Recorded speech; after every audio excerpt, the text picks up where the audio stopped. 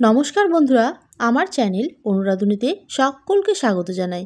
আজ আমি আপনাদের সাথে শেয়ার করব ক্রিসমাস ডে উপলক্ষে ডিম ছাড়া নিরামিষ কেক রেসিপি। সঠিক পরিমাপ অনুযায়ী একটা পারফেক্ট কেক রেসিপি আমি আজ আপনাদের সাথে শেয়ার করব।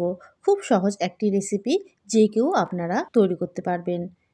এই কেক রেসিপি তৈরি করার জন্য আমি এই কাপ দিয়ে সমস্ত উপকরণ দেব। একটা মিক্সিং জারে দিয়ে দেব 1 কাপ চিনি, 1 কাপ সুজি।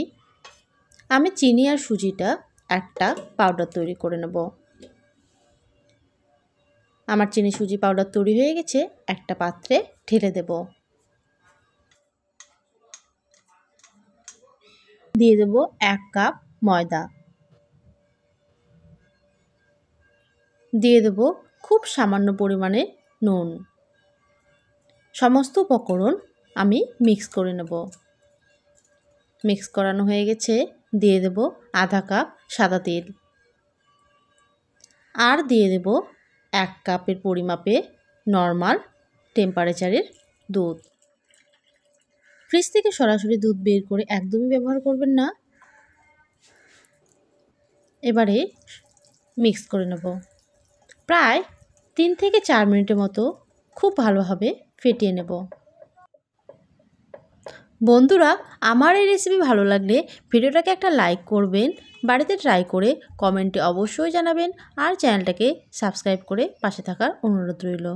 এবারে দিয়ে দেব 1 চামচ ভ্যানিলা এসেন্স।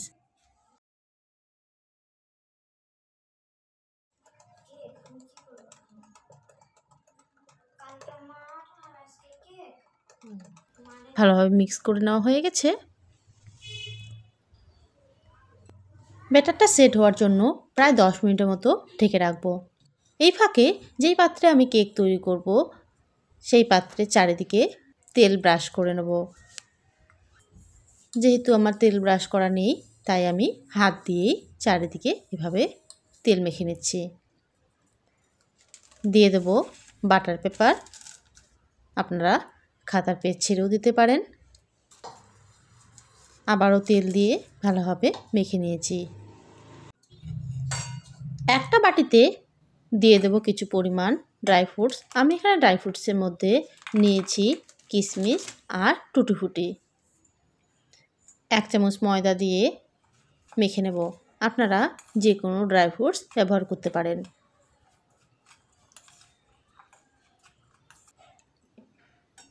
দশ মিনিট হয়ে গেছে, ঢাকনা খুলে আবারও ভালোভাবে মিক্স করে নেব। দিয়ে দেব ড্রাই ফ্রুটস মেশানোটা।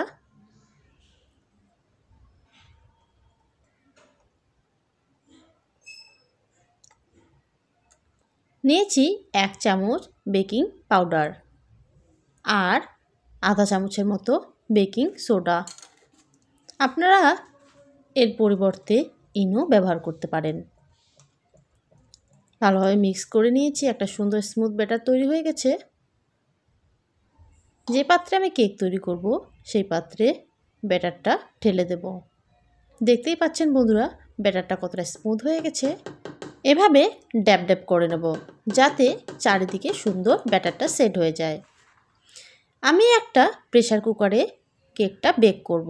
তার জন্য একটা স্ট্যান্ড দিয়ে 1 মিনিটের মতো ফুল আঁচে প্রিহিট করে নিয়েছি। খুব সাবধানে সাঁড়াশির মাধ্যমে আমি কেকের পাত্রটা প্রেসার কুকারে দিয়ে দিয়েছি। প্রেসার কুকারে ঢাকনা লাগিয়ে একদম লো আঁচে প্রায় 50 থেকে 60 মিনিটের মতো কেকটা বেক হতে দেব।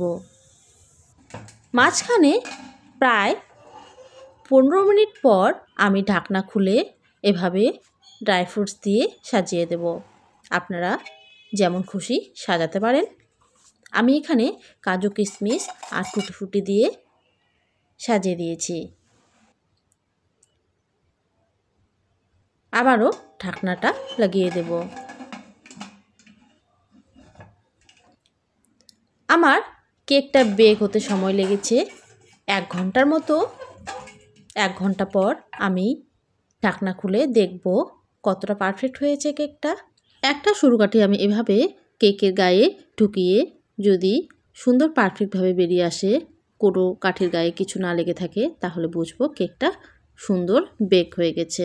কেকটা প্রায় 20 মিনিট পর আমি ঠান্ডা হয়ে গেলে ছাড়িয়ে নেব। প্রথমে আমি কেকটা ছাড়ানোর জন্য একটা ছুরি এভাবে চারিদিকে ঘুরিয়ে নেব। তারপর একটা প্লেট এভাবে দিয়ে উল্টে নেব, একটু ড্যাব ড্যাব করে নেব। দেখুন কতটা পারফেক্টভাবে বেরিয়ে এসেছে। এবারে বাটার পেপারটা এভাবে খুলে নেব। দেখুন কতটা সুন্দর লোভনীয় হয়েছে কেকটা। আমি আপনাদের কেটে দেখাচ্ছি কেকটা। দেখুন বন্ধুরা কতটা পারফেক্ট হয়েছে আর কতটা স্পঞ্জি হয়েছে। এরকম পারফেক্ট কেক রেসিপি তৈরি করার জন্য অবশ্যই এই রেসিপিটা ফলো করবেন। আশা করি আপনাদের কেকও খুব সুন্দর হবে। আজ তাহলে এই পর্যন্তই, আবারও ফিরে আসবো কোনো রেসিপি নিয়ে। ভালো থাকবেন।